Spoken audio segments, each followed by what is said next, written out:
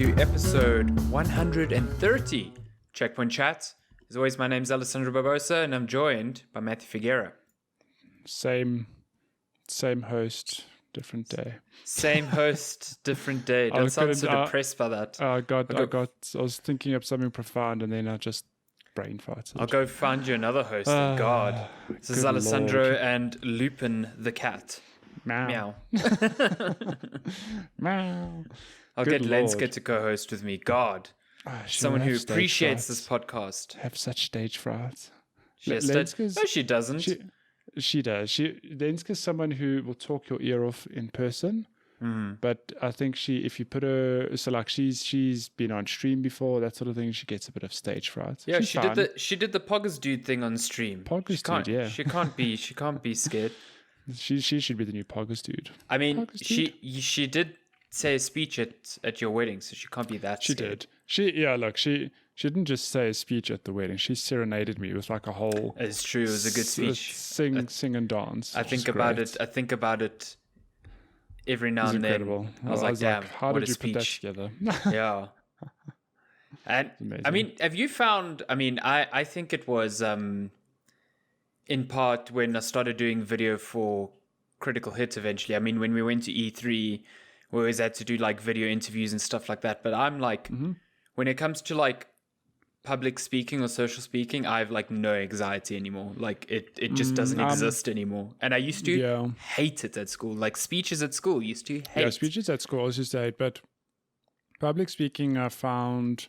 I mean, look, I think there's a difference between speaking to family and friends at a wedding and that's true. Talking at like a conference to a room full of people. That's true. Although I don't know, we did do we hosted 2 Nintendo things at Comic-Con, and that was like there was no stage frights. It was just exactly.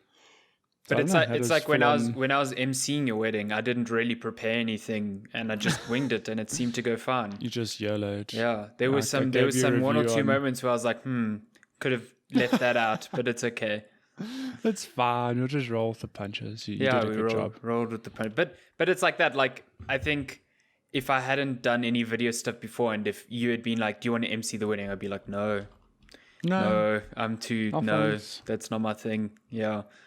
So yeah, it was good though. Podcasts and being on video. I mean, there's nothing more embarrassing than walking into an interview. It's still to this day, it feels off to me. Like because we were such like a skeleton crew at E3, it would be like you carrying the camera and you've got the tripod and you're alone and you walk into this interview and usually it's a developer, so they're like don't really give a shit and they're pretty chill. But every now and then it's like an executive from a publisher and they just like they look at you and you're like setting up this camera and this tripod a lot and they're like, wow, this looks professional, doesn't it? And you're just like... Yeah, there are times when I went to my first Gamescom, it was like me, Zoe, and Jeff, and there were times where I would just accompany them to interviews, and it's like, I'm the cameraman, whatever. But that was 3 of us, right? Fast forward to other shows where it's just you and me, and we have to split our time. You rock up like, hi, I'm the cameraman and the dude doing the interview, and I'm going to do all of everything this all by myself. And sometimes we were sharing a tripod, so we had to like find each other in the conference center to swap the tripod. I tell you, one of the most chill E3s I had was when friend of the show Greg came with me, and he was basically like he was the cameraman for the whole team, but he mostly stuck with me, and like he does video production, so he knows his shit. Man, like he was setting up a light, and he was putting like little filters on there to make the light look warm and set up the camera beautifully. They were the best shot interviews ever and like the least stress I've ever had. And I just loved every moment of it. But you see some teams at like E3 and like they've got like a host. They've got the cameraman who's carrying a fucking huge camera. Like I've seen people there that look like they're on TV productions with and then like a guy behind him who's got like he almost looks like he's padded for war. He's just got bags around his waist just with cables and a boom arm goodness. And then someone with the light. So it's like this, and it's usually like just before I'm about to go in for an interview, I see a team like that, like 4 people come out of a room. Yeah. And here comes this little kid with a tripod and a little DSLR. And they're like, hey, I'm going to record you. You're like, okay. I've told this story before, I'm sure, but the first Gamescom I went to, it was at I think it was a PlayStation conference. I know exactly what you're going to say. I think it was like the last conference of the day. We finally got food. We were all tired, whatever. But then we were signing in, whatever, on the register. And then I can't remember what the lady said, but something along the lines of like, who's your camera person?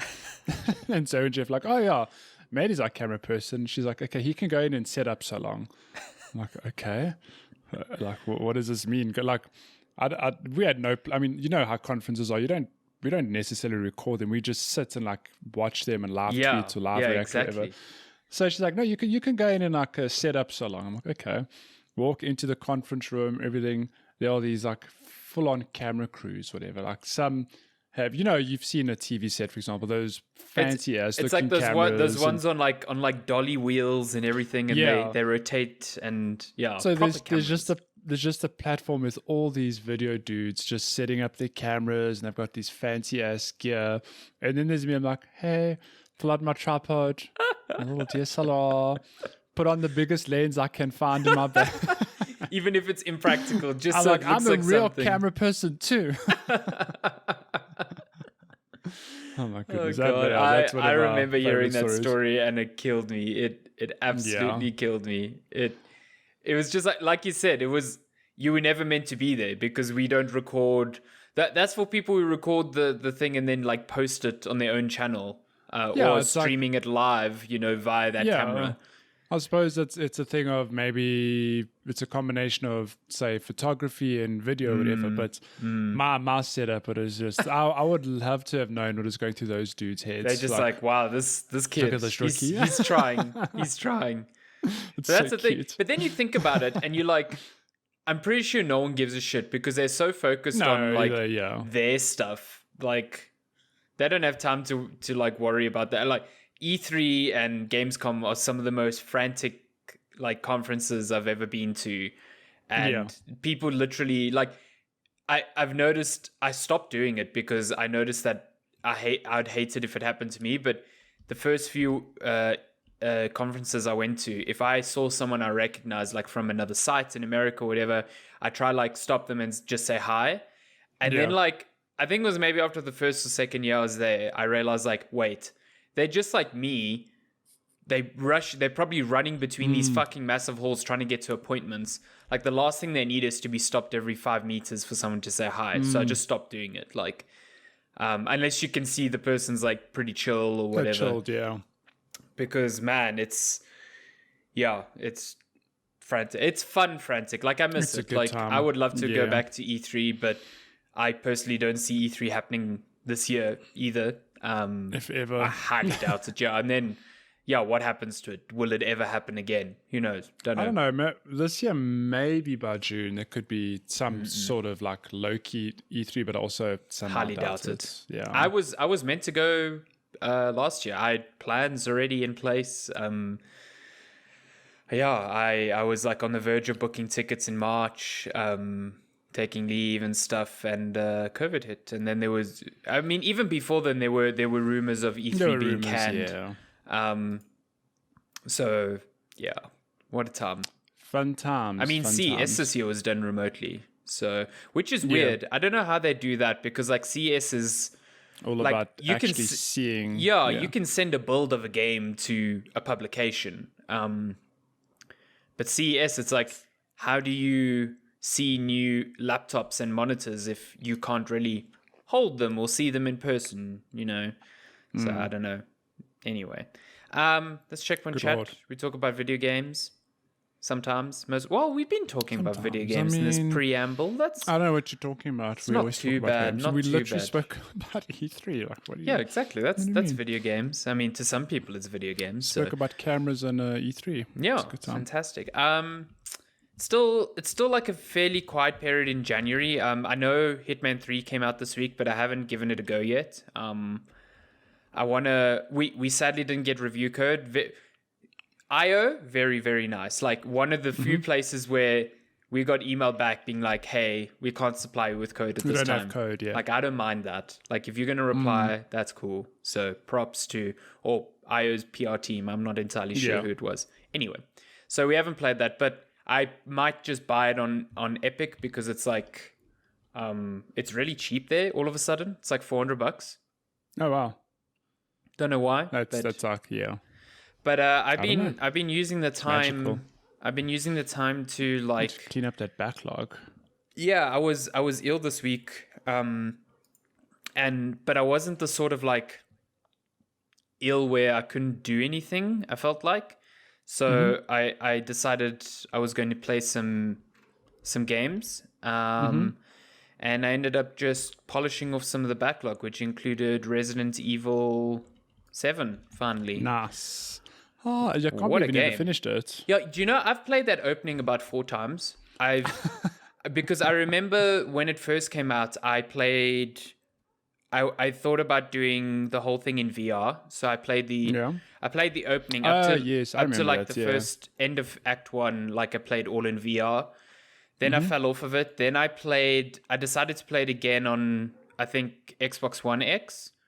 Because I wanted to see like the HDR and whatever, play that first act again.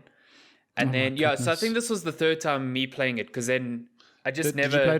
Did you play it from scratch again? Yeah, I couldn't remember how to play it. Okay. Yeah. So I played the first act again. So I've killed Jack so many times in that opening.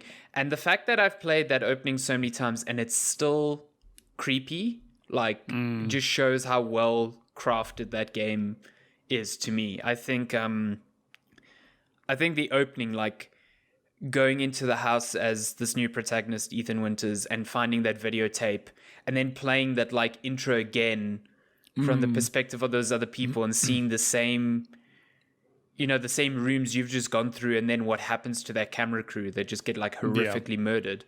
And then you come out of that video scene and you're like, okay. Yeah.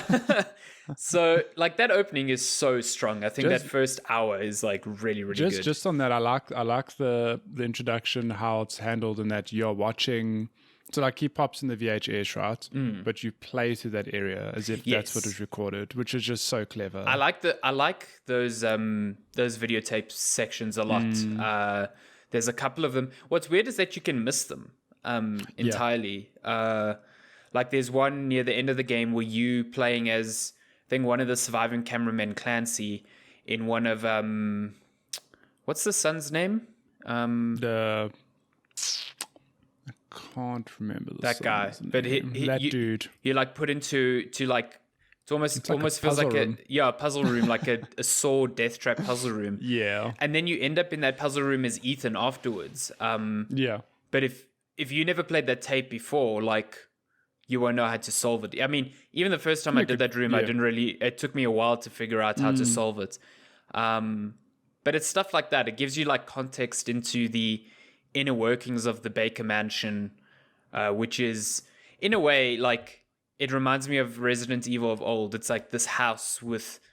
Yeah. I think at one point, Ethan Winters even goes like, who built this house? Because it's so ridiculous. It's weird, yeah. Like, it is so ridiculous. There's, like, secret passages, and there's, like, this whole, like, maze network underneath it, this, like, basement lab thing, and it's like, this is so ridiculous, but, like, it's Resident Evil. It's like the mansion in the first game. So yeah, but I love how tongue-in-cheek that is, because it's them acknowledging, like, it's ridiculous. It is ridiculous. There's, like, doors that are activated by, like, making shadow puppets on the wall, and like how a door locked with the weight of a shotgun, and like and doors locked with, like, keys that are shaped like dog heads. Like, what the fuck? I mean, and that's been a staple for the longest time. I mean, at least in Remake 2, it's funny because in the original Resident Evil 2, there was a lot of random items. It's like, you have to take this gem and put it in this statue, and then, like, this unlocks.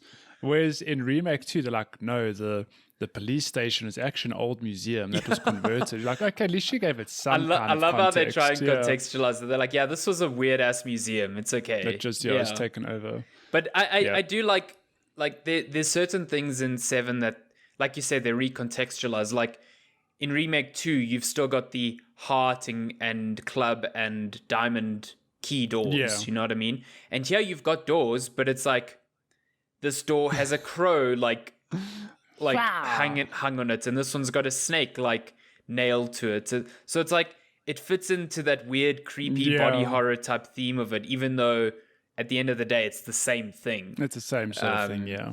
But yeah, I really like the game. I do think it runs into the standard Resident Evil problem where it loses its fear factor the more you play. I definitely think it's nowhere near as scary. The beginning is the scariest part and the most tense. But once I think even by the time I got to Marguerite, who's the mother of the Baker family, like I wasn't really that scared anymore. And I found her section kind of short compared to Jack Baker's one. Like I felt like I was fighting her like almost instantly, and I think the sections that follow Jack's are much shorter. Yeah. Short, yeah. Yeah, and then I didn't mind. Again, I think maybe the son's name is Jason. I don't know. The son, Jason. His section was cool because it was different. It was like it felt to me like I was in a Saw movie. Which is kind of cool. It is clever. I enjoyed that puzzle room. Yeah, that, and then what comes after the ship is probably one of the strongest parts of the game. I think it's like super creepy and very eerie. And before we get to the ship, what decision did you make before getting into the ship? Okay, so I guess this is a spoiler for an old game by now, but you get a decision to save either Mia Winters, who's your wife, or Zoe Baker. So just for context, that's who you actually like. That's why Ethan's there in the first place. Yeah, he's going to like rescue his wife Mia, who I thought was part of the Baker family. I think it's weird. It comes across like that. Yeah, but there's a reason for that. But but I chose Mia because I was just like, why is this choice even a thing? Like, I don't understand. Like, who would choose Zoe? Because like the whole point of the game is you, Ethan, there to save your wife. Yeah. Imagine you survive all these horrors, and you get to this crescendo moment, and it's like you can only save one person, and you look your wife in the eye and say, nah. Yeah, I'm not going to take my wife. I'm going to take this woman who I've literally just met. Yeah. It's a weird thing. I want to know what Mia's voice line is there. Like, what the fuck? Or like, you know. Well, I want to know what actually is canon, because it's Mia. Resident Evil. I read up on it, yeah. Because I was like, after I played the section, I was like, how the hell would this work if I didn't choose Mia? And it turns out it very quickly becomes the same basically, situation. If you take Zoe, Zoe dies, and Mia just comes to the ship anyway. Yeah. So it's like, okay, might as well not have given me the choice then. But yeah, canonically, you take Mia, and also in one of the DLCs you save Zoe. So yeah, that's just a thing. But yeah, the ship is really cool, and I think the final, I wouldn't say it's a twist, but the final revelation that the story, I mean, this is Resident Evil, so the story is like campy bullshit. It's some bullshit, yeah. But I found that the final reveal, like there's a clue you find at the beginning of the game that you look at it and you're like, I have no idea what this is referencing, and it takes the whole game for it to make sense. And I thought that was so smart. Like, yeah, not only that, you find this thing and you see the text on it, and you're like, oh, I get it now. Like, I thought it was such a cool moment. Yeah. But not only that, there are moments throughout the game where I suppose you just see a character or a thing, and then it all dawns and you're like, oh my God. I can't believe this. I think I mean, considering it comes after probably one of the weakest parts of the game, the mine section, when you're working your way back. The mine is terrible. Yeah. I think it's just, they throw so many enemies at you and it just turns into a shooter, and I think it's bad. Yeah.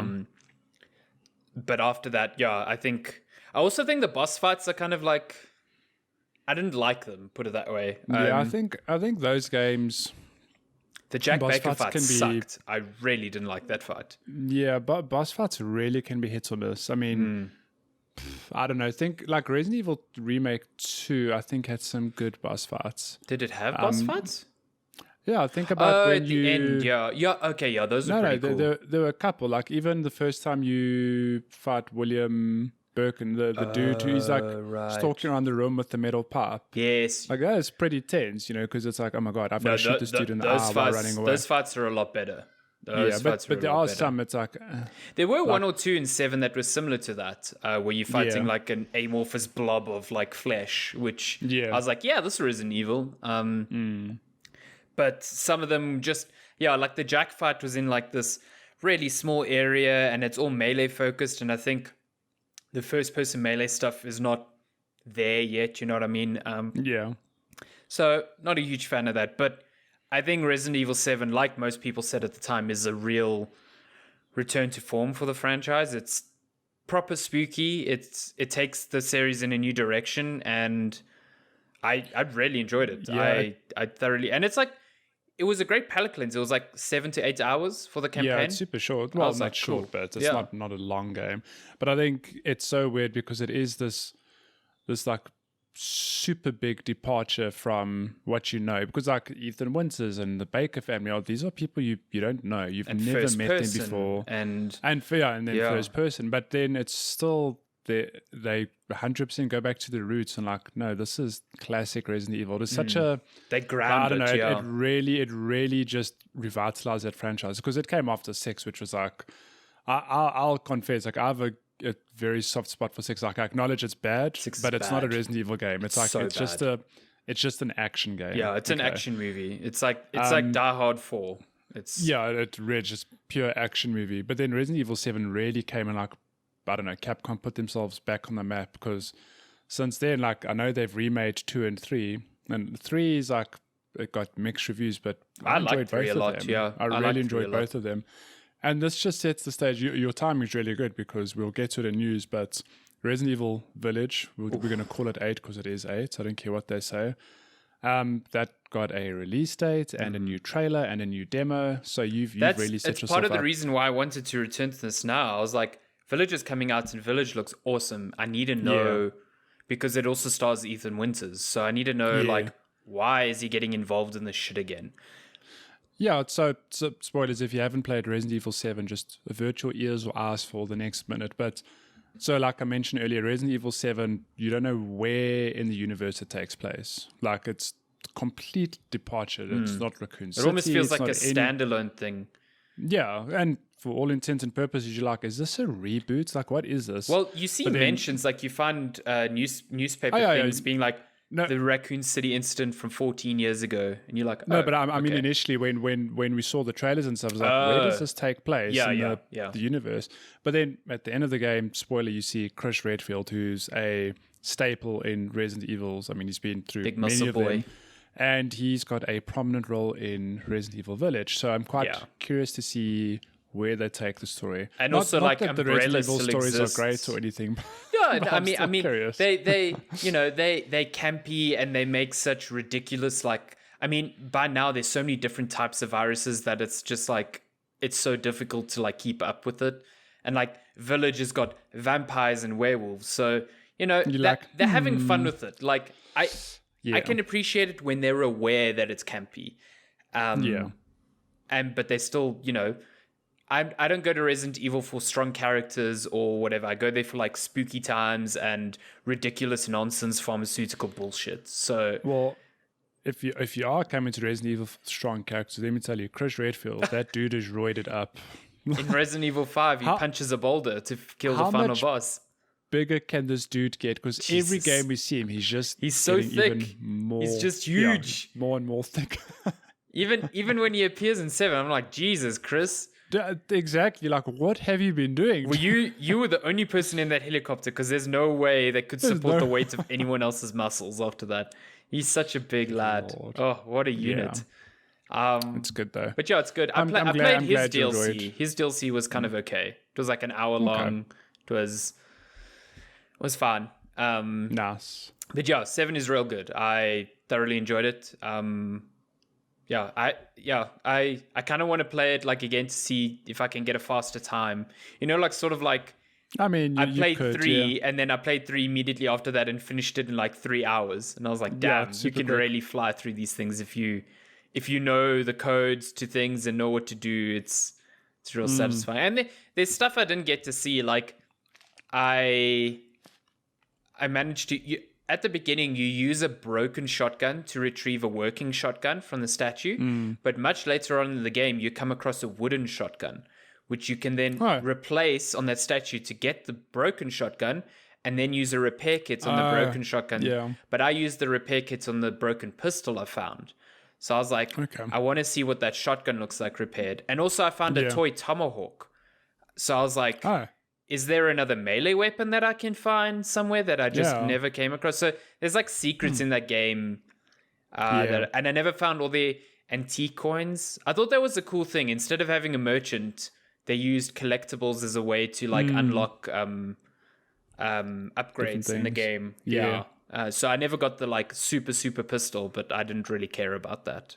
But it's a good game. Great game. Very good game. Excited for 8. And then since then, I've started a playthrough of Dishonored 2, another game which I started and then put down.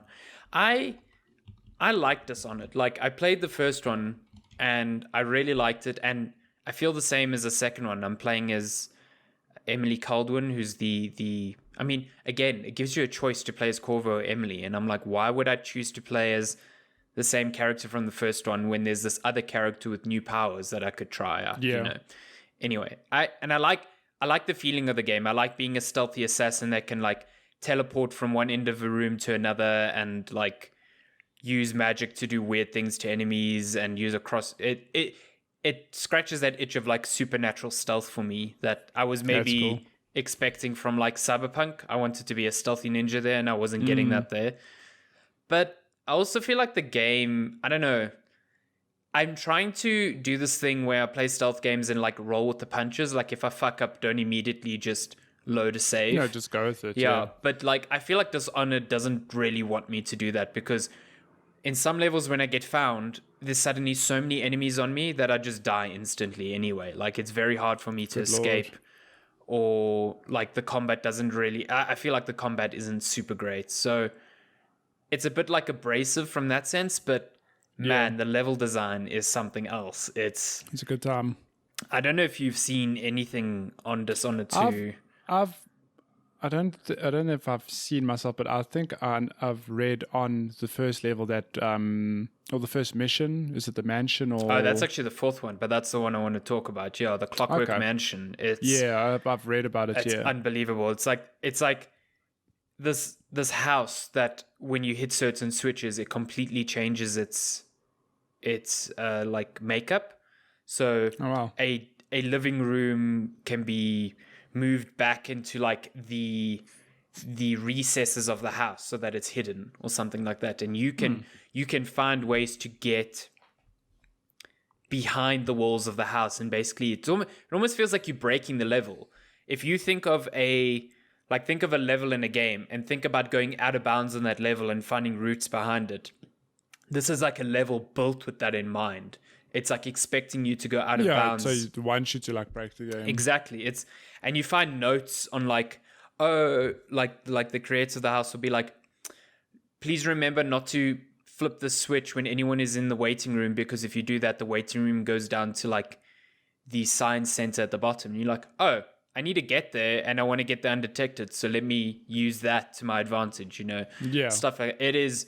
It's one of the most inventive levels of anything I've played in a very long time. Cool. It's well worth... I feel like Dishonored 2 is worth playing just to experience that, because it's totally awesome. It's really cool. So I'm enjoying it still. I'll probably finish it this weekend. It's the world building in the game is really nice. I think it's got this really cool mix of like steampunky and arcane occultish stuff, which is like really cool. And it works with the game's really, really nice like color palette and just overall look. It's very stylized and accentuated.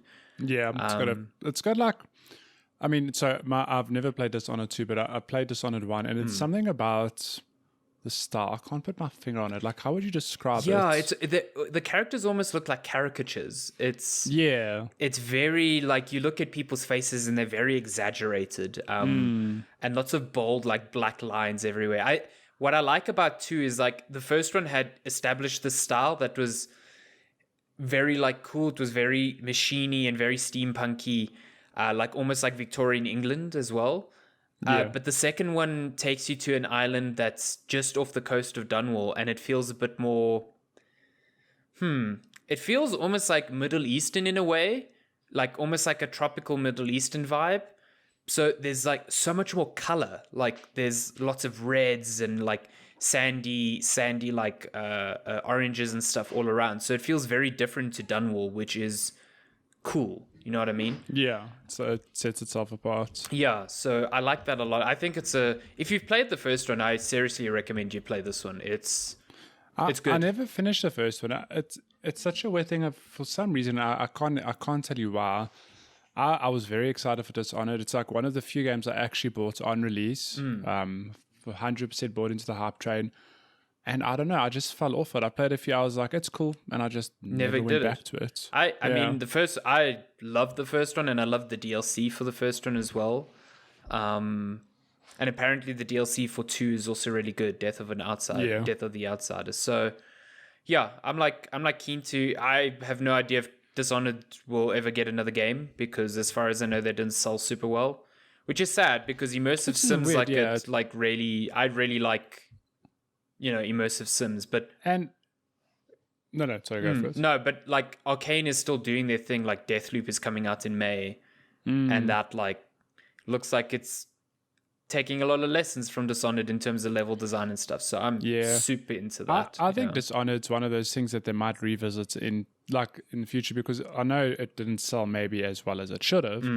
But that game does have a cult following and like an appreciation of what it is. So especially from a critical standpoint, it's like it got reviewed so highly. I think it won IGN's Game of the Year, Dishonored 2.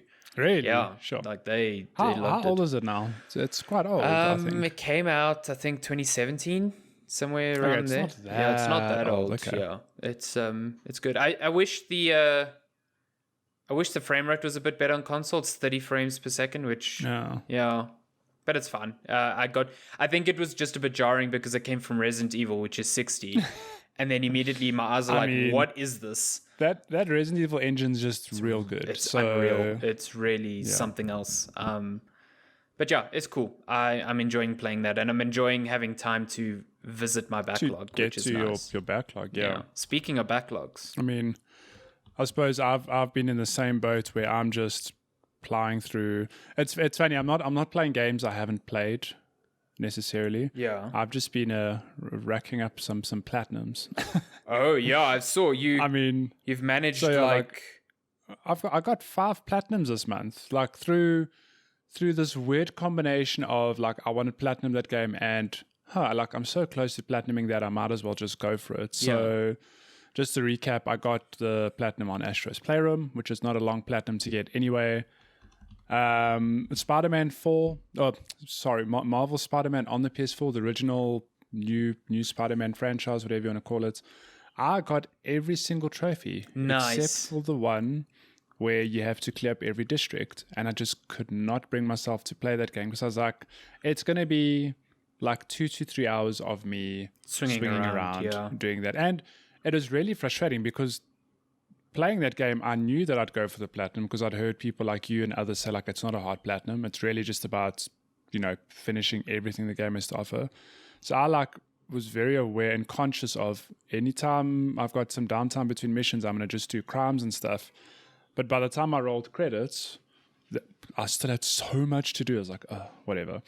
So eventually one Friday evening or Saturday evening, I was like, I'm just going to do it. Get it, tick it off, whatever. So got that platinum. The Miles Morales platinum, I replayed that game from beginning to end on New Game Plus because that is the long trophy. Well, no, not the long trophy. It's like one of the one trophy that requires an actual time investment, I guess, because you have to replay the game. But that's not even a bad thing because Miles Morales is just a fantastic Spider-Man game. But when you cut out all the side bullshit, you realize how short that game actually is. Yeah, it's wild. It's like, I finished it in, I don't know, if I were to thumbsuck 4 to 6 hours, I'd say. Yeah. It's super, super short. If you just mainline the story missions, it's quite short. Yeah. And it's a really good game. I'm glad I played it again and I enjoyed it the second time around. And I noticed just little bits and pieces that I missed the first time. I posted a clip of I was just swinging around the city and I landed on a roof and there were just 3 people having a snowball fight. I saw that. That was pretty cool. Yeah. Such a cool little touch. Like, yeah, you can completely miss it. Did you notice, I found when I played the story second time, I noticed far more like foreshadowing hints that I missed the first time around. A lot. I was like, oh my, how did I miss this? Yeah, exactly. It's like, it's not on the nose, but I was like, oh, I appreciate the setup they went through here. Yeah. Oh my gosh. And then after much deliberation and lots of not playing Celeste, I finally got Celeste on sale last year. Because, I mean, everyone knows I've been saying I want to replay Celeste on PlayStation. No, I don't think anyone knows that you love Celeste. No one knows. No one knows. I don't think so. But then I think you put me onto it, or someone put me onto that. Hey, Celeste is actually on sale. Yeah, I mentioned it because I know you were always looking for it on sale. And then, so I started it last week and I platinumed it this week. I'm not going to spend too much time talking about the game, but I have such a love for that game, and I understand why it doesn't click with some people. But if you are a platforming fan, it's a near perfect game. Like, there's very little I can criticize on it. And playing it again from beginning to end was a lot of fun because I've played it plenty on Switch, and my platinum was a lot quicker than my first. Like, I 100% did it on Switch. I did everything I could do, all the levels, all the strawberries, everything. And that took me, I would say, like 25 to 28 hours. Playing it on PlayStation now, getting the platinum took me like 13, 14 hours, if that. And I was honestly amazed because I planned out, well, how long am I going to play Celeste for? Because it's going to take me 3 to 5 streams, whatever it is. I'd guess like maybe 15 to 20 hours. And I was honestly floored by how B-sides and C-sides, which are levels that I spent a long time figuring out how to do. Like, they weren't simple, but I got through them way quicker than I thought I would. Because they're like, not just like reflexes. They're like, sometimes you look at it and you're like, I don't know how to do this. It's Celeste is like a combination of reflexes and skill and platforming and figuring out how to get through a room. So it's a thing of, I remembered how to get through 95% of the rooms, and it's just about executing it. And because I'd played the game so much, like, the muscle memory was there. Did you play through, I guess to cut down on time, you grabbed all the tapes and the strawberries on your first run through the story? So what I did that off stream just because, like, I played it. I got almost everything. Well, I got like a fair bit of strawberries, most of the tapes. And then just off stream, I quickly just grabbed whatever I missed. And then on my next stream, I just did B-sides and C-sides just straight up through those levels. Okay. Because now you're tempting me because I never finished the B-sides on Switch. I fell off of it eventually. But I did all the strawberries and all the tapes. But now, did you play with the PS5 controller? I played with my PS4 controller. I couldn't subject my PS5 controller to that. Yeah, because that D-pad, that game is D-pad. Can I tell you, when I played it on Switch, I 100% stuck with the analog. So I didn't even use the D-pad. And on PlayStation, I used the D-pad because I just could not come to grips with the analog. I literally modded my Switch for this game. Like, it's the only reason I did that mod. The D-pad, it's. I think you were telling me like the D-pad's the way to go. And I was like, no, like the analog's fine. Like, I got it down, but on PlayStation, it was such a weird thing of, there were some jumps I was doing. I'm like, why am I'm almost going like the opposite direction. Like, what the hell's going on especially with that mechanic where you're in that bubble and sometimes you need to go exactly horizontally or exactly vertically. Like, the analog stick is like not okay. I just, through playing, I just naturally transitioned to the D-pad and I use that for 95% of my actual platinum. So nice. Yeah, that's Celeste. And what is my other? I got the Bloodborne platinum. So that's 5 platinums. So I got this month. Wait, 2 Spider-Man, Celeste, Bloodborne, Astra's Playroom. That's the one. That's it. Yeah, and it's just funny because before that I only had 4 platinums. I had platinumed Final Fantasy 15, Horizon Zero Dawn, God of War, and what is the 4th I haven't done God of War yet. I can't bring myself to go back and get all those dumb birds. Okay, so that is the dumbest trophy. It's the most painful one. God. But fighting the Valkyries in God of War. Oh, I never did that either. My goodness. They're so hard. Holy shit. They are, but I mean, if you treat them like a Bloodborne boss, if you just keep at it, it's almost like it becomes not trivial, but so there's about 7 or 8 to beat, and they all have their own different like flavors. But for the most part, they're all very similar. So once you figure out a few of them, the rest become trivial almost. Maybe I'll go back to that game. Good. That's a game I've also been the back of my mind thinking like I'd love to replay that. Not do a whole platinum run, but like just play through it again. That's a game that deserves a sort of like Ghost of Tsushima patch where I can run the high resolution mode at 60. Gosh, because man, I really want to see that smooth. Yeah. You know what I mean? I still don't think that sequel's coming out this year. I know they said it is, but I don't think so. I really don't see that happening. I don't see that and Horizon coming out this year. One of them will not. Like there's no way. I almost think both of them won't. Like I know Sony needs a big game this year, but I think Horizon will. Horizon's more likely to release. Yeah. Like I acknowledge that, but I don't know how far along in development that is because we've only seen the cinematic, right? And that was only shown last year. But I mean, maybe they close enough that they can release it in October. I think what makes me think it's coming out is they've already said that's also coming out for PS4 still as well. Like whereas God of War they haven't said. Yeah, I mean they cannot release an exclusive in 2022 that is also on PS4. I just don't. That's too far. I don't see that as plausible. I mean the fact that it is still coming to PS4, like yes, it's good. It's against what Sony was saying last year. But it's also like at the same time, I would love to see an Horizon that just takes full use of the PS5. In the same way that Demon Souls took full use of the PS5. That said, Miles Morales was on PS4 and that thing on PS5 looked fucking awesome. So I mean, playing that on PS5, there were things that happened in the game. I'm like, how does this work on PS4? Yeah, I'd love to know. That bridge segment, I mean, it's funny because you forget that the PS4 is actually a powerful machine. It's the same. It's the same way I feel when I see something on PS3 or PS2. I'm like, wow, how did they do that? Yeah. And it's like, no, but it kind of made sense on that. Although I say that, and then I remember that God of War 2 was on PS2, and I'm like, no. And it came out like after the PS3 came out. Yeah. That game and even the PS3 God of War, I was like, this should not be possible. The PS3 God of War was like one of the first like holy shit moments I had in gaming. Yeah, but even so, I saw the PS3 God of War and I was like, oh my god, that opening sequence of you're on Titan's back, you're busy scaling Olympus. Yeah, and just the scale, I was like, I don't know, like this is how do they top this? Gaming's come. And then I went back and I played God of War 2. It was like a remaster or whatever for the PS3. And even then, that opening level, I was like, how did they do this on PS2? It's mental, right? Like So it's the same way, the reason I said it's like, we forget that the PS4 is very capable. So like that one bridge section in Miles Morales where you honestly switching between like cutscene and playing. I'm like, it's gorgeous. It's so beautiful. Really cool, but it's possible on PS4. It might not look as nice, but 100% it's doable. I don't know. This year, I'm quite curious to see what games come out because for the most part, it still seems pretty bare. But I mean, we're in January, so yeah. But I mean, even these normally Jan to March used to be this like de facto Christmas almost. All the games that were pushed there out. Were all these games launching. But like, I think we got such packed console launches, especially on Sony's side. Like, they put out a lot of exclusives at launch.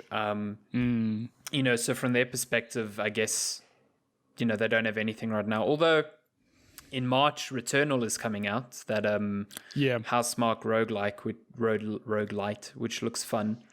But yeah, it's definitely a more chill start to the year, which I don't mind. Like I said, I'm getting. I mean, it's backlogs, giving us time to catch up. So before we move on to game releases, I will just say that I had nothing to play on Switch because I still need to talk about Spiritfarer. I won't do it on this episode because I want to give that game the justice it deserves. Like, I want to talk about it properly. I will just say that I finished it. I played it for 30 hours or so, a lot longer than I thought it would be. And that game is like, if I'd finished it last year, I don't know where it would have been in my top 10 list, but it would have definitely placed very highly. Like that game left such an impression on me, and I would highly recommend I need to get back to it. Yeah. It's so easy to pick up. It's so wholesome, and it's like this clever combination of it's like wholesome content, but it'll still like pull on your heartstrings in ways you'll never expect. Mm-hmm. But yeah, I'll talk about that more in due course. But so finished that game, and I'm like, I'm in this weird place where I don't actually have anything to play on my Switch. So I dug into my backlog drawer and I pulled out my copy of Astral Chain. Ooh, good game. Which I've never played. Good so game. I was like, let me give that a bash. I've only played about an hour. But yeah, I'm looking forward to diving into that game. Have you met the cop who dresses as a dog yet? No. Oh God. Oh wait. I've seen the dog outfit. The mascot. In the closet. It's ridiculous. It's so good. What I will say is that so I've only played like the opening hour, maybe an hour and a half, and already it's an interesting. The game's got interesting mechanics in that you're playing as a cop basically, and you have a buddy called a Legion, I think it is. Yeah, it's like a niche. It's basically spirit like almost. a creature from another realm or dimension, and it's chained to you, Astral Chain, and you use this Legion to help you in combat. And it's just interesting in that it's not a traditional like games like this. I think of Bayonetta or Devil May Cry, where it's the thing of you've got to dodge, you've got lots of enemies, you got to, you get graded at the end of each fight. But it's different in that you've got this other character to control, like. Not explicitly, but you have to control your Legion, send it out, call it back in, use it to wrap around enemies, to chain them, that sort of thing. So it's an interesting game that I'm still wrapping my head around, but yeah, I'm looking forward to. It's a cool mechanic because you're essentially like controlling two people at once in a fight. I thought it was pretty cool. I do think it gets a bit repetitive at times, but I thought the concept was cool, and I really love the visual style. I think it's a... Can I just say, I think this is one of the best looking Switch games. Yeah, it's really pretty. It's this weird, it's almost like cell shaded, but not. It's like a very neon cell shading. Yeah. Yeah, and it runs really well on Switch. It's super smooth, and I don't know, there are parts in that game where there's just water on the floor and it's reflecting. I'm like, damn, this almost looks like ray tracing, but it's not. It's so hot. Yeah. No, it's a fun game. It's like I said, it's ridiculous and stupid, but I had a lot of fun with that game. Yeah, I enjoyed it. I'm glad you're getting to that. I actually thought when you were talking about backlog on Switch, I was like, oh, this is the perfect time for you to start Fire Emblem. As good pal Frank from Nintendo keeps egging us on to do. Like, listen, I want to play Fire Emblem, but I know I know it's so long. My reviews editor at GameSpot, Callie Plagge, she loves Fire Emblem. And I think she's like, poured, I think her first playthrough is like over 100 hours. So I'm like, I'm trying to play smaller games for now before I commit to something like that, because holy shit, that's a lot of time. But I do want to play it. It looks like my vibe, my jam, Yeah. And Darren also loves Fire Emblem. Darren and Jeff. So yeah. Yeah. It's a good time, but that's all we've been playing this week. Lots of games. Should we get to game releases, which I don't think has much more this week? But let's get to it anyway. So we're looking at game releases. Oh, there is a big game this week. We're looking at releases from today, the 23rd of January, to the 29th. So we've got... like 6-7 games here? Yeah. Damn. So we've got Encodia. Not sure that is coming to PC. Encodia? Yeah. Let's check what this is. Encodia. Encodia. Oh, I have seen this. It's like a point and click with like a visual style of like Studio Ghibli. Encodia. Okay. Yeah. Okay. Looks kind of cute. Although the 3D models look kind of weird. Oof. Okay, so that's coming to PC on January 26th. Then we've got King Arthur, Knight's Tale, Steam Early Access on PC, January 26th as well. Got a game called Cyber Shadow coming to basically all platforms on January 26th. Let me see what that is. I think anything with cyber in the name right now is a bit taboo. It's so... Cyber Shadow. The world has been taken over by what? Amazing. By the evil Dr. Progen. Oh, not Pigeon. I know. Oh, I know what this is. This is the game being published by Yacht Club, the the makers of Shovel Knight. Yeah, okay. So this is like a NES. Oh, fuck. I forgot this was coming. Okay, I'm stoked for this. Yeah, I'm down. What's it called? Cyber Shadow. So it's like a SNES, 2D, sort of like Shovel Knight. Fuck, I forgot this was coming. Okay, I'm stoked for that. Yeah, Cyber Shadow looks awesome. Then the big game for the week, The Medium, coming to PC and Xbox Series X and S. Oh my god, that's this week. Yep. Bloober Team, makers of Observer and Blair Witch and all other horror things. The Medium looks really cool. It looks good. I'm kind of keen on it. So yeah, I'm down for that. Then we've got Disjunction coming to PC, PS4, Xbox One, and Switch on January 28th. And then Turrican Flashback, PS4 and Switch on January 29th. No idea what that is. Go down. So yeah, that's it. That's it. Yeah, that's it for January.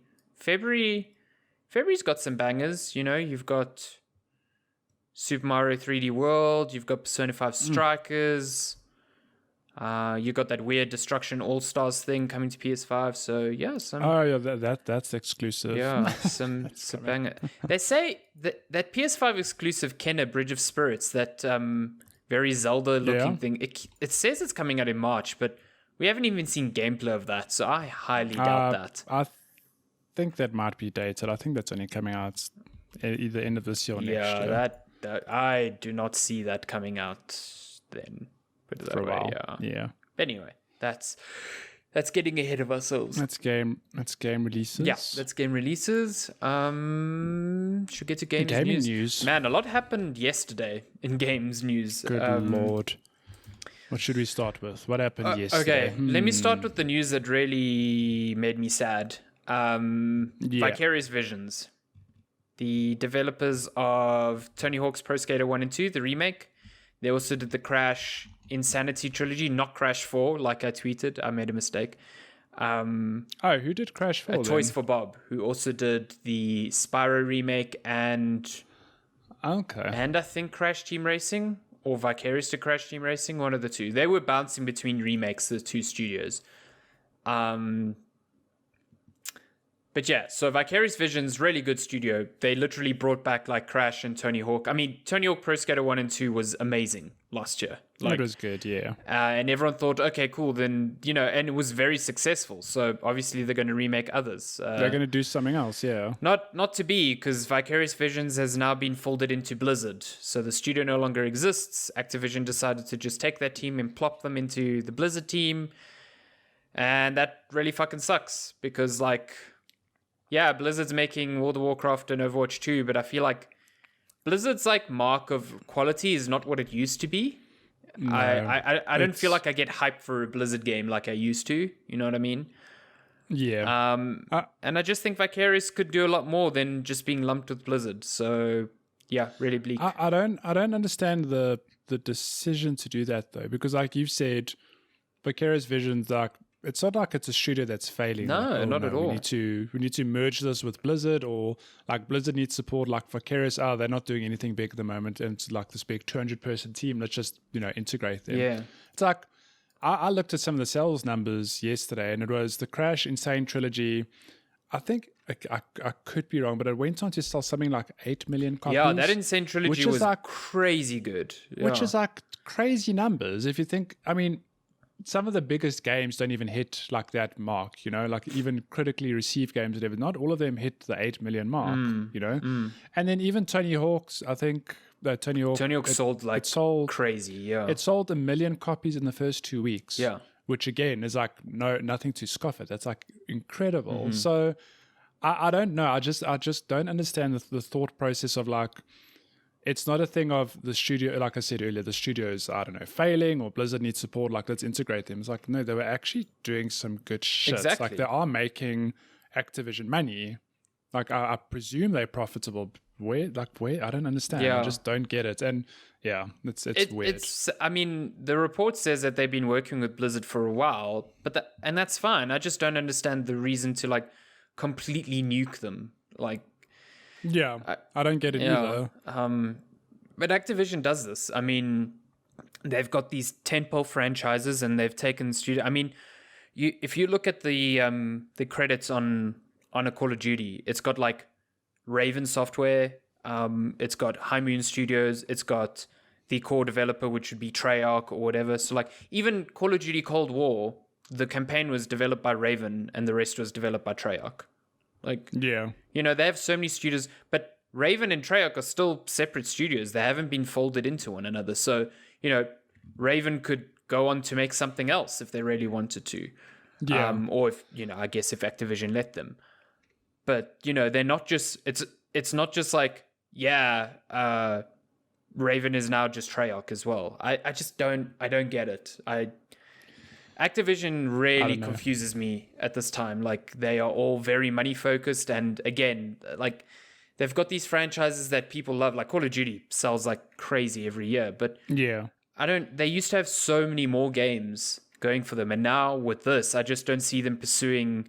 I don't see them pursuing Crash anymore. I don't see them pursuing Tony Hawk anymore. So like, we had this period of resurgence, and now it's just back to Call of Duty and Blizzard shit. So, although look, I mean, they didn't make Crash 4, right?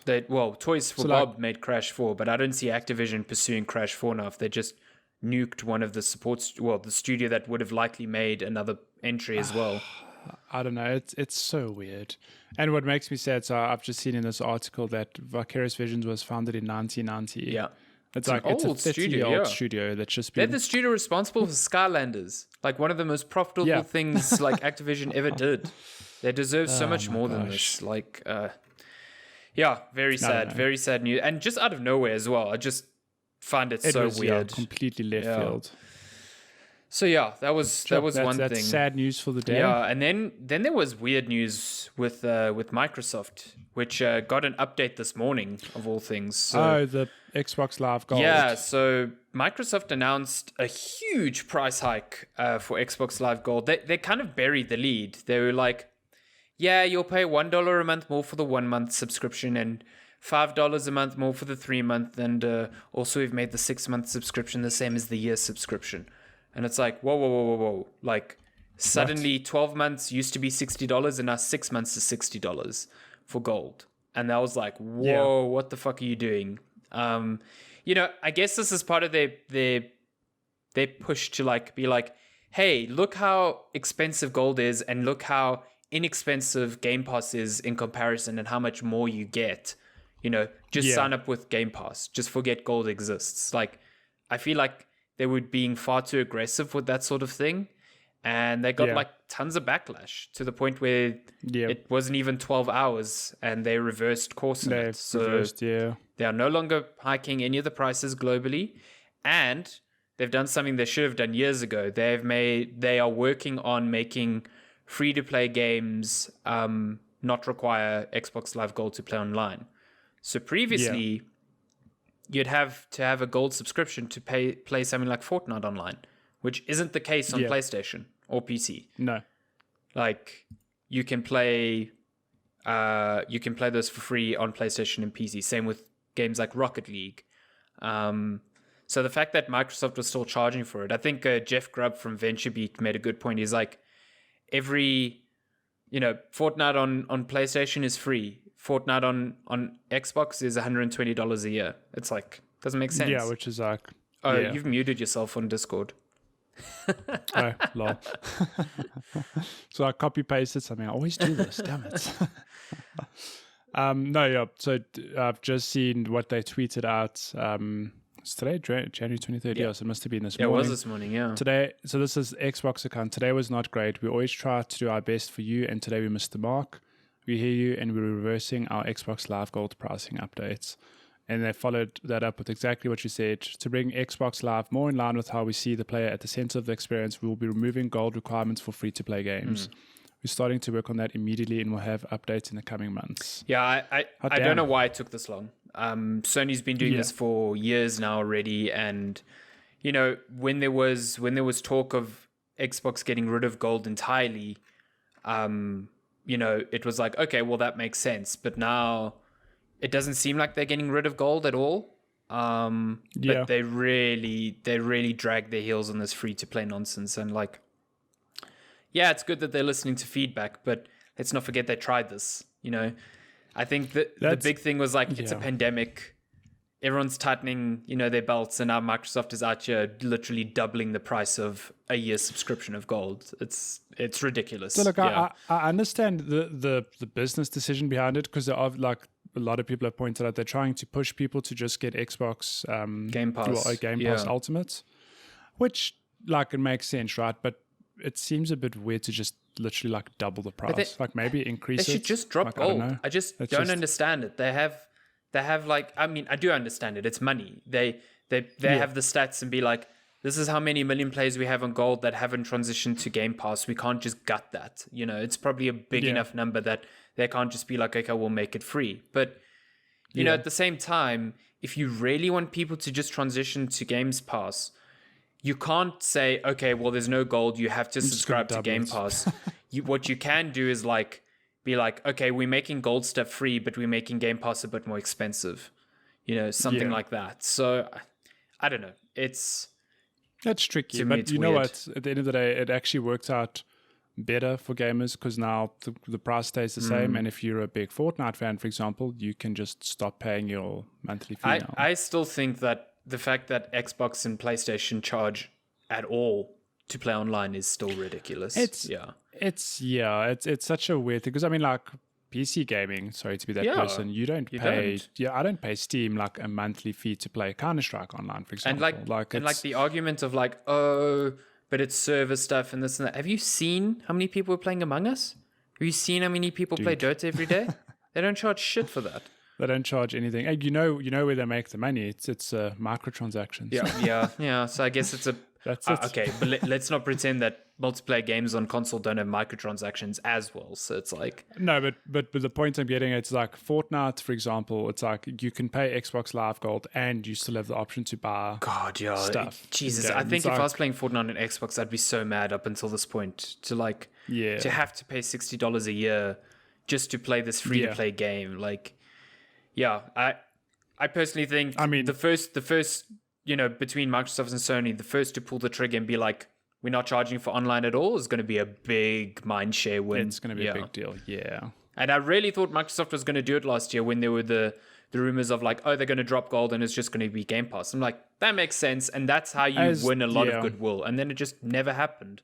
It never happened. So they like got people excited about that, or maybe it's not their fault, but there were substantiated rumors that was the plan. And then they swing so hard to the other direction of like, we're going to keep gold and double its price. It's just like, guys, the fuck are you doing? Yeah. Like, come on, man. Come on. I love Microsoft. Well, I don't love brands, but I want to see the Xbox be more competitive, in the space with PlayStation, because competition benefits us all, but they keep doing dumb shit. Like, yeah. Well, look, they've been doing a lot of right moves, but it's just weird how, I mean, just for example, like we've got Xbox Game Pass and people are enjoying the Series X and the Series S because like the Series S, for example, is like a great entry point to the next generation of gaming. And then all it takes is one story like this for everyone to be like, fuck Xbox. Yeah, they really do. I can't believe they would do that to us. Nintendo, this is like a weekly thing for Nintendo. Like, I love Nintendo. I love their games, but I'm not going to pretend that a lot of their online services stuff is real backwards. Like, if the online situation with Animal Crossing was on any other platform, it would be destroyed. But Nintendo gets a big pass from its fans, and I feel to an extent Sony does as well. People are just so hypercritical of Microsoft. Which again pushes them to be better. So there's nothing wrong with us being critical of console makers when it ends up in better experiences for us. But so it's good that they listened. They should have never tried it in the first place, but I'm glad that they listened, and I hope they just learned from that. And that's that. What other news do we have? What else? Oh yeah, so let's talk about Resident Evil, I guess. Resident Evil. There was the big, showcase, which I didn't watch the whole showcase because it was at like midnight here. I don't know if you watched any of it. No, I was busy streaming. Oh right, I just caught up with the trailer and stuff. But yeah, there was quite bunch. So there was a new story trailer, which kind of reintroduced the world again. So the game stars Ethan Winters, like we discussed earlier. It seems like his daughter with Mia has been kidnapped by Chris Redfield. But of course. And taken to this weird village with vampires and apparently going to be used in some ceremony. Don't know what that's all about. There's a bad woman called Maiden Maria. You hear the vampire lady talking to her on the phone. Yeah. Or Mother Maria or something like that. And then you've got Lady... What's her name? Lady Demascue or... It's a weird name. Let's see if I can find... With the D. She's very tall. Yeah. Okay. So the bad person was Mother Miranda. My mistake. That's it. Mother Miranda, who the tall vampire lady was talking to on the phone. But everyone really loves this tall vampire lady. She is quite lovely. She is. And when we say tall, like there is a scene in that trailer where she's literally ducking to get under like a doorway. So she is big. She's massive. Yeah. So I don't think it's just a case of like a sense of perspective. Like Ethan's looking at her from like above, so she looks, really big or small, vice versa, whatever. Like she seems much bigger than the other vampire ladies who seem to be her daughters, and definitely much bigger than Ethan Winters. So that's cool. She's massive, yeah. The story trailer was cool. The gameplay showcase was pretty cool. I guess coming off of Resident Evil 7, nothing really stood out to me as new. Except for the fact that you can now punch as Ethan when you stagger an enemy, which was not the case in 7, so that's cool. Yeah. I like that we've got the creepy old mansion vibe. It's always a good time. Yeah, I think the mansion looks awesome. It really reminds me of Resident Evil 1. And it looks like it's going to be very like loads of puzzles spooky and weird things. And I just like that they're leaning into the weirdness. Like your enemies are like vampires who can, transform into like a bunch of like insects and fly around. And at one point Ethan's fighting these like what look like decrepit old witches in like a basement. So this definitely doesn't seem like a zombie vibe. It definitely, 7 had no zombies. It just had weird mold creatures. That's swamp people. Yeah. So that's, we got a good look at the new shopkeeper. So shopkeeper's back. There's an inventory system that looks almost identical to Resident Evil 4, where you're basically playing Tetris in your inventory, I feel like, to fit everything in. Well, have you played Resident Evil 4? No. I have, yeah. Yes, have you? Yeah, so it's exactly that. And it's such a dumb thing, but it's something so satisfying about sorting out your inventory, like stacking it. Yeah, 7 did it all automatically for you. But like 4, you're like, okay, how do I get this shotgun into my backpack? Yeah. So that looks pretty cool. I think the game looks fantastic. I'm just super keen for it. Yeah, I'm super excited for it. Yeah. So, the character I thought was going to be the shopkeeper seems to be a bad guy. It's not a shopkeeper. The guy with the hat and the glasses. He appears at the end no, that's not the shopkeeper. Because from the first trailer, I was like, oh, he looks like the new shopkeeper, and it's like definitely not. Not wrong. If you're on PS5, you can download a demo of the game right now called The Maiden. It's like a no combat 30-minute slice of the game that just kind of gives you an idea of the visuals. You can also see the tall vampire lady in there. Nice. And Capcom said that multi-platform demos, so a whole new demo probably is coming out later this year before the launch, which is 7th of May. Very soon. May, it's not far. Not far at all. And if it's like 7, the demos will actually tie into the story, because 7 got 2 demos. Yeah, it's like the color gives you some like, I don't know, backstory or some context or So that's cool. I'm super stoked. What I'm not as stoked about is the multiplayer thing that they showed off. Thing looks bad. I love how it's like, how many times can Capcom give create multiplayer games and give them bad names? Oh, what is it Resident called? Evil Reverse. Reverse. It's like, but it's also just like, they're just like, hey, we took Resident Evil characters and now it's like a third person team deathmatch shooter. Like, it's why? Like a team deathmatch, yeah. Who, like, no. Have you seen the tweet? I wrote about it yesterday on GameSpot, but there's a tweet going around being like, something feels off about the characters in Reverse, and it seems like fans have been looking at it and picking it apart, and what they think is happening is Capcom has taken the maps, the environments from like Resident Evil Remake 2 and 3, which were designed to feel cramped and almost like claustrophobic in a way. And what they've done to make it fit with a more fast-paced action shooter is just shrink the characters. So if you go watch the trailer, the characters look so disproportionately small to everything around. Like doorways look so big and tables look so hilarious. Big. But it gives them more space to run around in without having to redesign the maps. So it's funny. Ridiculous. It's so ridiculous. So did you watch the gameplay reveal, right? The trailer for this? Yeah. I felt it did such a poor job of getting him excited because, if you recall, it shows you it's Leon and Claire. Yes. Like they meet up in a hallway and then it goes to gameplay and you see people shooting. There's no crosshair. They're missing every bullet. I'm like... Okay. Also, why is Leon fighting Claire? Like, what's going on? Like, you know what the weird thing is? Is like Resident Evil Remake 3 came out with that like asymmetrical multiplayer mode that was sort of like Left 4 Dead, and people seem to really enjoy that. Like, why are you just going to a traditional shooter that makes no sense? That makes no sense. Yeah, why not just keep supporting that game? I don't know, maybe. You don't need to release a new multiplayer game every single time you release a Resident Evil. It's just... that was like the low point of it for me. One thing that was missing from the showcase was Resident Evil 4 Remake, which a lot of people thought would show up there.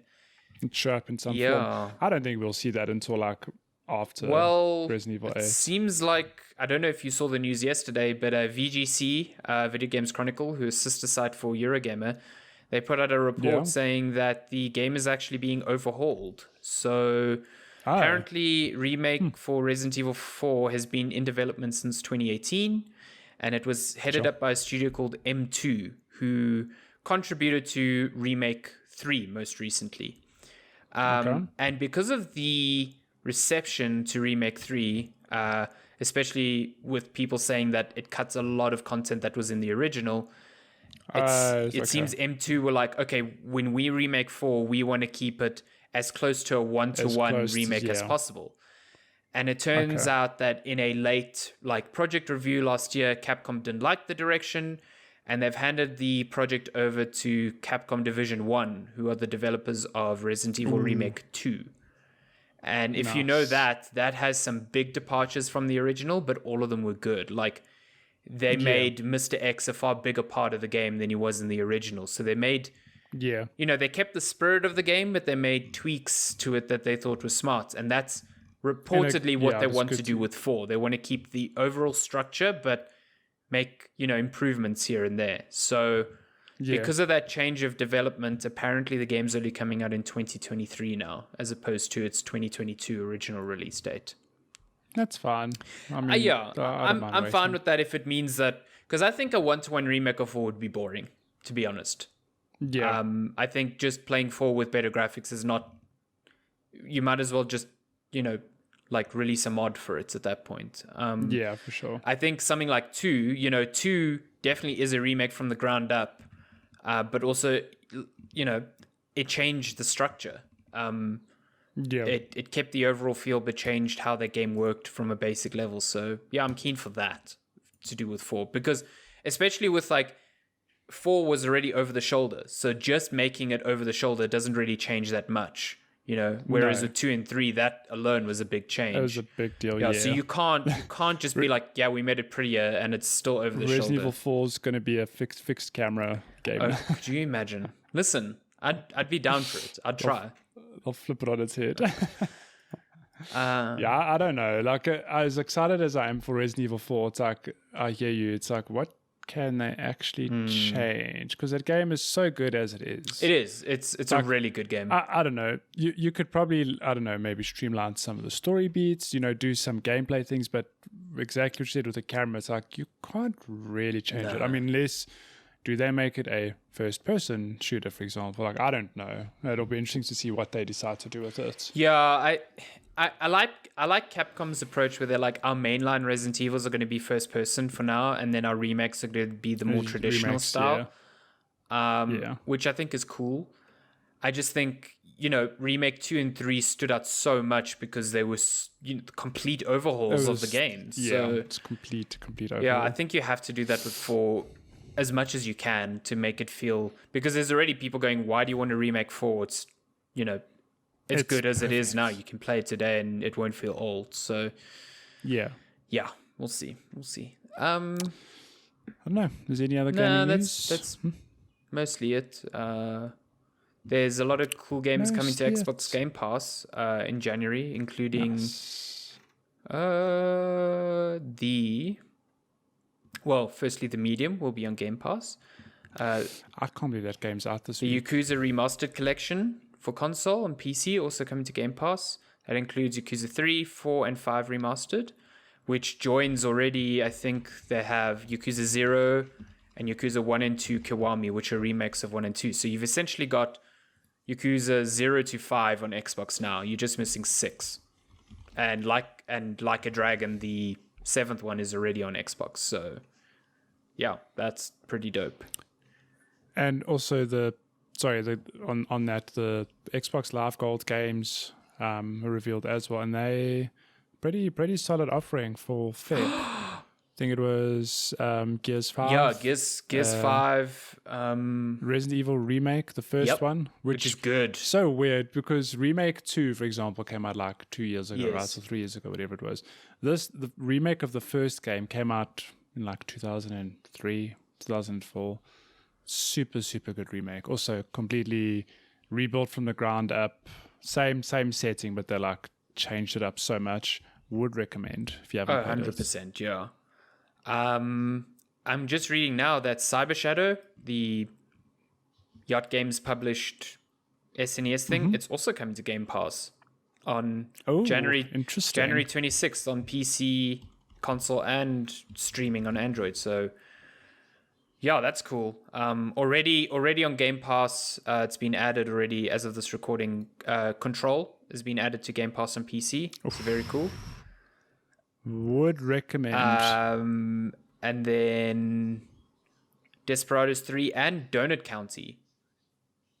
Donut County seems like a cool time, so I'm keen to give that a go. Outer Wilds is also launched on Game Pass for Android. I need to play that. Yeah, it's on Xbox and PC already. I would, if you play it on PC, just play with the controller. Don't even attempt that game with the mouse and keyboard. It's just the mouse. Okay. But it's cool. What a game! Holy shit, what a game! I think that's news. I'm gonna call it on news there. Calling it. So, now's Matthew's favorite time of every podcast, getting to read questions. If you want to send us a question that Matthew maybe will read, he's a custodian of these questions. He doesn't let anything through. He has to filter out the riffraff. There's no riffraff here. You can send us questions to that is my email address. Hello, checkpointchatpodcast@gmail.com. That's checkpointchatpodcast@gmail.com. Holy moly, you just nearly just doxed myself. Wow. Luckily, that was only like half the email address. So that's, because there's no way I would have got alessandro@gmail.com. Not a fucking chance. I'm the first person to try to register that account. So please email that account all you want. They're not coming to me. Some Alessandro Barbosa @gmail.com is like, why the shit am I getting all these gaming questions? Exactly. checkpointchatpodcast@gmail.com. Good lord. You can also find us on social media at Checkpoint Chat, on Twitter, on Instagram, on TikTok. You can send us questions at any of those platforms. DMs are open, and you can send us questions whenever. Doesn't even have to be gaming related. Tell us what you had for breakfast. I'm keen. Doesn't even have to be. I'm just eating smoothies for breakfast now. This NutriBullet that I bought, best thing ever. So good. It's good time. NutriBullet for life, man. So good. Okay, we have. I don't recall. I should just blend all my meals. I should just blend dinner, put a lasagna in the NutriBullet and just blend it and eat it. Oh my gosh! Don't do that. It ends up in the same place. Sin. I mean, it does, but it'll still taste fine. I'll just drink it. Or drink delicious. my pasta.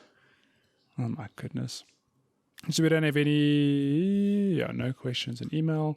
We have a couple of questions on Twitter from Meg. So question 1, I think we also got some DMs on Twitter. I saw one yesterday, yeah. Oh, we did. So let me start with the DM from Deadpool. He says, he asked, how is the PS5 doing performance-wise?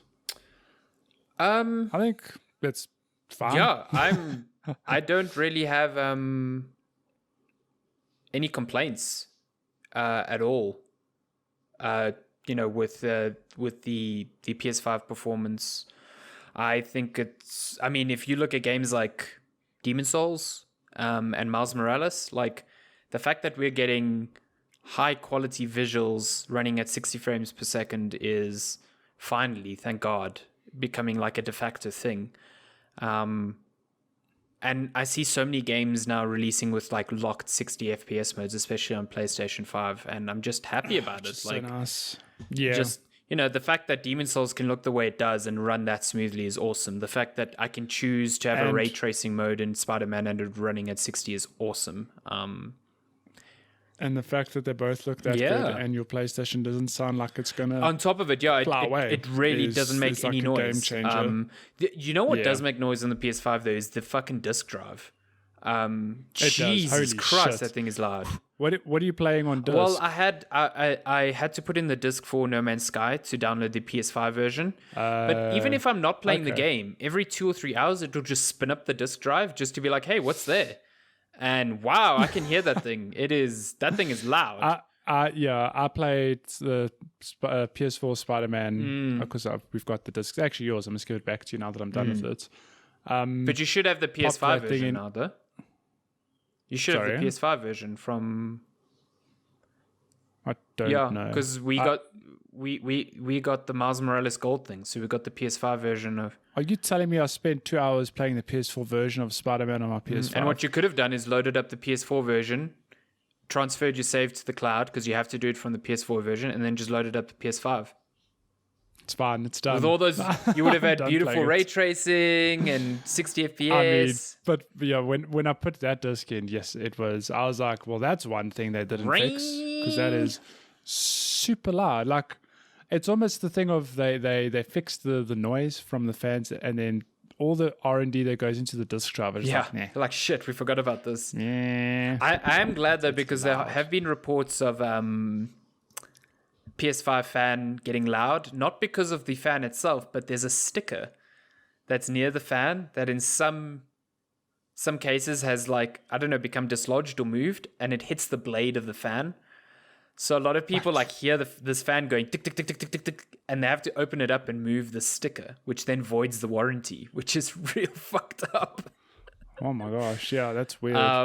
But I luckily don't have that. I mean, when I'm playing the PS5, I don't hear it. So, and that's all I could really fucking ask for, because, wow, the PS4 Pro was loud. Holy crap. They were all loud. It was one of the worst sounding consoles I've ever owned.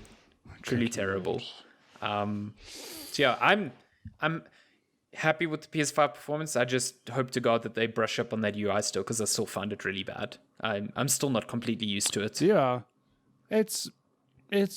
I like the UI, but it's something, I don't know if it's a muscle memory thing, but I don't know. I'm so used to on the PS4 just pushing the PS button and flips me up to the main menu, right? Whereas here it's like you have to hold the button. No, so you see, you've got it wrong. It's the other way around. It's the other way around. Oh, do you have to push? Yeah, on PS4 it was hold. Here you'd push, and then that game bar thing comes up at the bottom. Oh my gosh. This is just... But this is exactly the point. It's like, why did they change that? Like, I have to press. Do you know how many times I'm going to turn off the console and I have to remind myself how it works? Like, yeah, how do buttons I just don't work? get it. I don't. Yeah. Anyway, change for change's sake is stupid. But anyway. Okay, let's dive into questions from Meg. So question one. Sorry, before we do, there was a question from. Oh, never mind. That question from Deathbox was from November last year. Continue. Did I think we did. I just saw it in the DMs and I was like, I can't remember if we did this, but it's 3 months ago. So Goddamn. Okay. Okay. So first question from Megs. Is Celeste Matthew's Moby Dick that he needs to have a completionist score on all platforms? Yes. No. I mean, I played it on Switch. I loved it so much. And the only reason I wanted to play it on PlayStation was like, even though it's a complete vanity thing, I was like, well, I can get the platinum, so why not? It's a good excuse. You've been talking about getting that platinum for ages. So like a platinum for me is more, it's a thing of like, I only platinum games that I absolutely adore. Like I don't just, I'm not the gamer that'll platinum for the sake of like, I want to get 30 platinums or 50 platinums. It's like, to me, it's almost like a nod to the developer. Like I loved your game enough that I went ahead and I platinumed it. It's like I put the effort in to do everything it had to offer. And Celeste to me is one of those games where like I probably will replay it again. I can't say I'm going to buy it anywhere else because I got a free copy on PC with Epic a while ago. I've got it on Switch. I've got it on PlayStation. Like, unless I get an Xbox, fuck. But no, I'm not going to 100% it on anything else. It's just, I wanted to grab that platinum. Yeah. No, I get that. It's like, there's really no reason. I think you wanted that platinum, like you had it from the start because like, I think you knew, that the Switch doesn't have achievements or anything like that, and a platinum just feels nice. I think it's something so satisfying about you get the last trophy and then just that bling, you get the platinum. It's like so I get it from that perspective. But keeping on the Celeste train, does Alessandro have a game he's obsessed about, much like Matthew is about Celeste? Journey. What is your Journey? I was going to say Journey. I think I've bought Journey.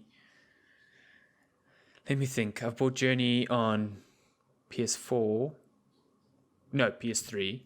Then I bought the re-release on PS4. Then I bought it on Epic when it came to PC, and then I bought it on phone as well. Good Lord. I think the other one that I've bought that many times is Downwell, sorry. Oh, Downwell, which I haven't finished it on any platform, but I have it on phone, Switch, PC, and console, I think. That game is just super challenging. It's so good, though. It's so good. Yeah. I really fucking like it. But yeah, so... Journey it is. Next question. Have you guys gone to visit Princesa recently? Did you stock up? I don't even know if Princesa is still open, to be entirely honest. It is open. Okay, that's good. We've been... I can count on my hand the number of times we've been. Probably 2 or 3 times in the past year. And they're still open. They're following protocols and everything. And every time we've gone, we've topped up on... We've grabbed Breezer, for example. We've bought rolls. We've bought... some delicious pastage, that sort of thing. I've had a Prego roll from there, Bifana. It's a good time. But yeah, they're still there. I haven't gone for a long time though. That's cool that they're still there though. I'm happy about that.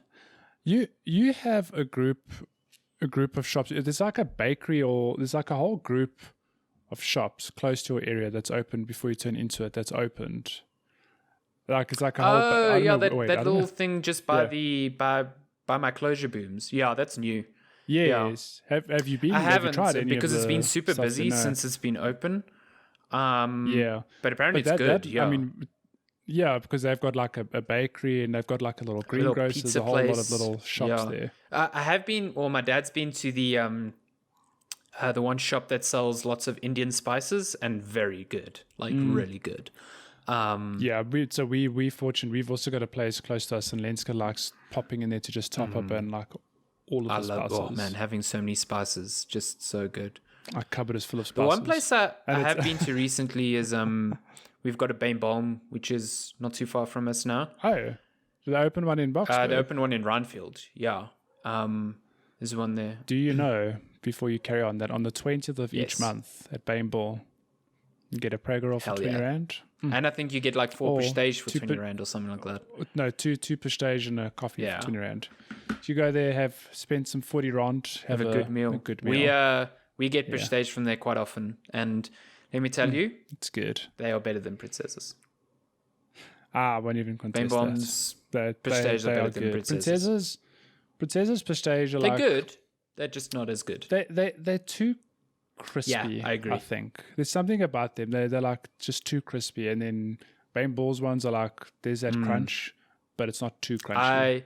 I have a fucking laugh every time I'm in Woolworths and see their Prestige. I'm like, these are such sad excuses for Prestige. I spit on you. My goodness. They're terrible. They look awful. Even Pick and Pay now is Prestige, and they look awful. Terrible. Just give up. Just don't do it, man. Don't do it, or get them from proper Portuguese places. And put out your shitty custard tarts. God. Okay, here's a question for you. Alessandro, did the Journey figurine arrive yet? If the Hades God sets or figurines was released, would you buy them all? No, the Journey thing's only coming in June. It's only released in June, so it's still a while away. Yeah. But if Hades had like a whole little... I'd be there. Like little busts of every god or something like that. Ooh. Yeah. Ooh. Oh my god. I would take... There's a good poster, like a key art of Zagreus with the bone hydra in the background. Like a statue of that, I would buy in a heartbeat. Nice. Absolute. Or a big statue of Hades himself. Oh, my goodness. You could do some really cool little chibis of each character. You could, I think. If you had like a little collect, almost like amiibos, like that size. Yeah. I suppose like your Dota, what are they called? The little figurines, the little Dota figurines. Yeah. If you did like interpretations of Hades characters, and like you know that, what they did? Really cool. Supergiant did release a little chibi version of, I think her name's Red from Transistor. So they have done that before. Yes. Oh my goodness! Take my money. Supergiant has a merch store, and they've got some Hades shirts which are fucking awesome. I wish the shipping wasn't so bad to get them here, because I'd buy that in a heartbeat. It's been a long time since I've done a Hades. Yeah, run. Me too. I feel like I should go back to that. Should get back to that Hades life. The thing is, that game, when you play it enough, you can do a run in like half an hour. Like and that's so in-game time will be like 17 minutes, 18 minutes, but just the transitions and stuff, still about half an hour. But I mean, it's so quick. It's so good though. It's what a game. What a game. Some would say the best game of 2020. Wow. Some would say almost the best game of 2020. No one was get talking out of to here. you. One day you'll find the urge to play 7 Remake. You'll play 7 Remake when the second Which part will I comes play out. first, 7 Remake or Fire Emblem? 7 Remake. At least I've started 7 Remake, so I need to fight the big house. I was like, that game. So good. My goodness. And then last question, which is better, ice cream or yogurt, and why? Oh, okay, wait. There has to be a caveat here. Is it frozen yogurt? I was just going to say, I raise you ice cream and yogurt and put forward because frozen ice cream and yogurt to me ground. Are two very different things. But frozen yogurt and ice cream start overlapping on that Venn diagram. Yeah. Or I raise you even further. How about some lemon sorbet? Oh, shit, sorbets. It's so good. I don't know. If I had to pick... So it's funny because I think I have much more of a softer spot for ice cream. Like I have yogurt every day. Same. I have yogurt every day as well. Smoothies. But ice cream is such a guilty pleasure. Like I can have pulls all the time. Yeah. We have so I suppose like how my mom and I had a Princesa, little Portuguese place that we always used to go to. Lenska's family had a place called Trieste, which is like an Italian, I suppose like a deli as well. That it's not there anymore, but the point is that when it was there, it made like proper Italian sandwiches, and it had like homemade ice cream. So we're still in contact with the owner, who still has an ice cream factory. Oh my goodness! And we get cones delivered every now and then. Oh, I need to get in on this Italian they're real sugar cone racket. So good. Damn, that sounds good. I choose ice cream. Yeah, ice cream. So I like frozen yogurt from time to time. But geez, between ice cream and sorbet, it really depends. Like sometimes like a good lemon or a mango sorbet on a hot day, it hits that spot, man. It's tart, it's refreshing, but if I had to like nail down, I'd choose ice cream only only because Moro in Cape Town exists and they have pistachio ice cream, which I think is one of the best things I've ever put in my mouth. That's if that's the same place, I'm sure that's you're talking about a place my sister recommended as well. And I've had the pistachio ice cream. I mean, good. Cape Town's got the creamery. I used to think the creamery was the best thing since like sliced bread. And then Moro came around. And now when we went back in December, they've just expanded. They've got like one in Sea Point, one in Greenpoint, one in the CBD. And like their pistachio ice cream is like the creamiest. They do lots of sorbets. And Shani is a big chocolate fanatic. Like she is so critical of chocolate, and she loves their chocolate sorbet. So this is a completely vegan ice cream, but it's so creamy. Like I swear to God, if I serve this to you, you would not tell that there's no dairy in there because it's crazy good. Lord. It's so good. So nice. They have a tiramisu ice cream as well. Very nice. Oh, stop! I will do free advertising for Moro any day. I think they're the best, and they're always so friendly. Sponsor us. They've got the staff are always great. They're friendly. I love it. I love that place so much. I wish I'd move down to Cape Town just to live near one and then get really fat. Goddamn.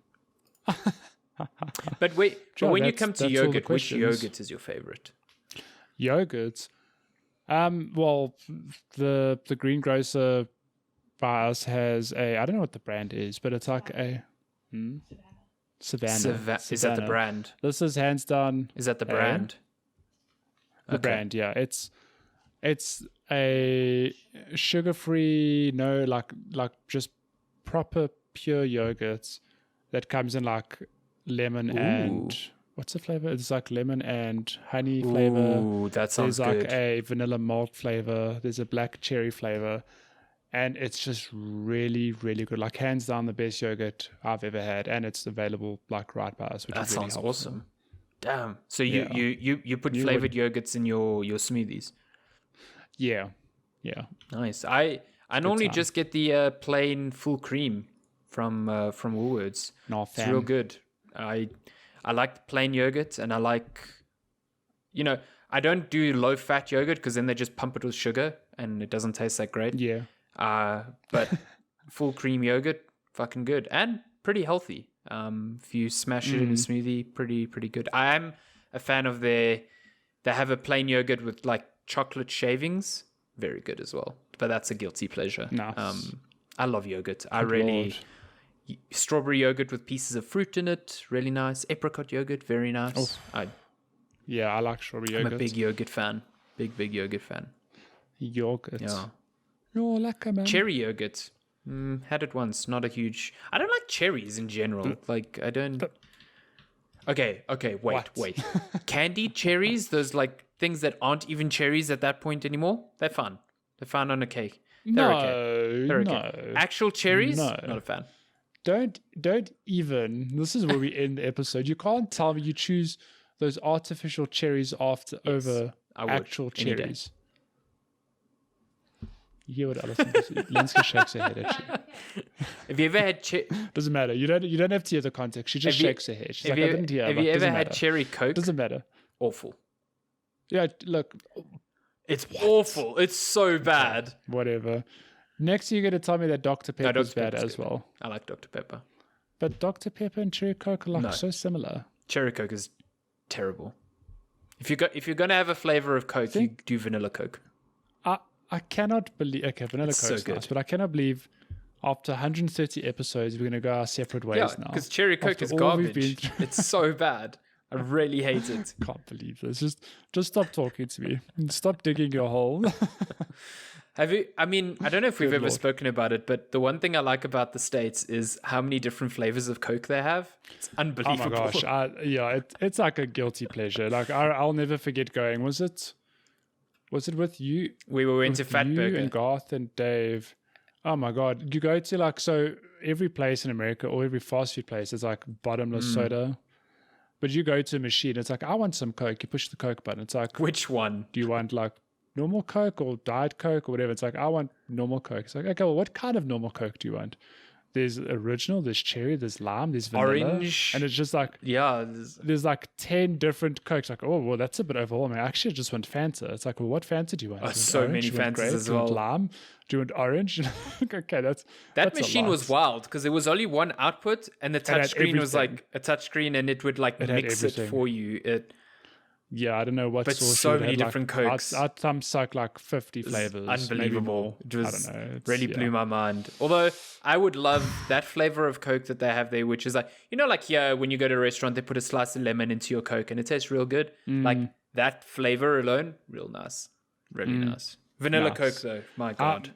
I remember we had bottomless lemonade at the one place, and it was just and it was the business. It was so sweet, and Barks so much root sugar, beer, bottomless Barks root beer. Hell yeah, diabetes. How do Americans not have more health problems? Like I know there are health problems, but it's like if you consider the scale of how freely available sugar stuff is there, it's like I still to this day cannot get over. I mean, one of the cool things about I don't think it's exclusive to the States, but like they have to show calorie content on the menus, which I think is great. Yeah. Like it really puts into perspective what you're ordering. And I'll never forget we went to IHOP once and Greg wanted a milkshake, and every milkshake on the menu was 1,000 calories. And I was just like, this is absurd. You're like, this is so ridiculous. 1,000 calories and it's a drink. It's crazy. What is going on here? Yeah, wild. It was mad. It was very interesting. Very, very funny. Yeah, that's us, I guess. That is. Well, thank you for the questions first and foremost. If you want to send us questions, as always, Checkpoint Chat on Twitter, Instagram, Facebook, TikTok.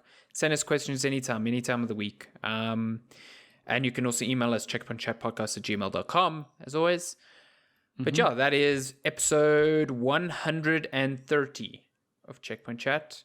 Racing towards that 150. We'll get there this year. Eventually. Can you believe it? 130 episodes of this bullshit. This malarkey. Hot damn. Oh, thank you for sticking with us for 130 episodes. I mean, we would have thought everyone would have dropped off at 129, so this is a surprise. I mean...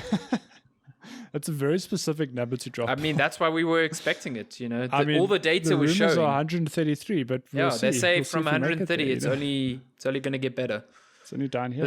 They say after 130 episodes, you're finally comfortable with your co-host, so, It's shit. I mean, I think we made it. But just when we were finally there, you tell me that you don't like it was a good run. Cherries. So it was a good run. Yeah. I'll give you another 130 episodes. We can Oh, that's a dangerous relationship. Never get into a relationship where you have to change the person, Matthew. I think this is an exception. Okay. We'll see. We'll see if you can change me. We'll see if I can change you. The shard of your hate for cherries. This is relationship ending material. It's been episode 130. How dare you have your own opinion on cherries. On things you do and don't like. Exactly. Turning into Darren with my food opinions. Oh my goodness. I love Darren. His food opinions gives me such joy. They've hurt me so much. Just when you think that there can be no more controversy, there's always some or other thing that's like one up. Still will just never get over the fact that he thought cheesecake was like Gouda cheese on a cake. Like, what the fuck? Darren, I just can't. Listen, Darren is the only person who's honest. He is honest. You can't tell me that you can't tell me that in your life you always knew cheesecake was like an actual cake. You can't tell me that as a kid you didn't hear cheesecake and think, that's weird, a cake made of cheese. Because I did. I just didn't have it in me to say it out loud. Well, technically it is. Like, but it's cream. Like, it's very sweetened cream. I can't get into this right now. I can't. This episode 130 of Checkpoint Chat. Join us for the next time when we discuss what's actually in Black Forest cake. Guess what? It has cherries, so it can get in the fucking burn. Wow. You mean stuff it's not made of an entire forest? I'd rather eat an entire forest than cherries. Can't even deal with your insolence. We'll see you next week. Thank you for listening. Goodbye. Goodbye.